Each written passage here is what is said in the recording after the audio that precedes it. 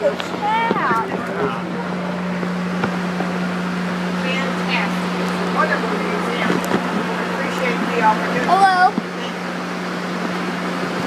Hi. Whoa, all these controls. Okay, wow. So the forward is neutral reverse, and this is, and look at it, this is the throttle. And this also, look Daddy, this is also dynamic brake. Right, controls, this is the full reverse, this is your gas pedal, which they call the throttle. And this here is what they call dynamic brake. Brake that takes the traction motors, which are electric, reverse the generators, creating the time for it will slow the train down. This is the brakes for the train and the brakes for the engine. Of course, the whistle, the bell.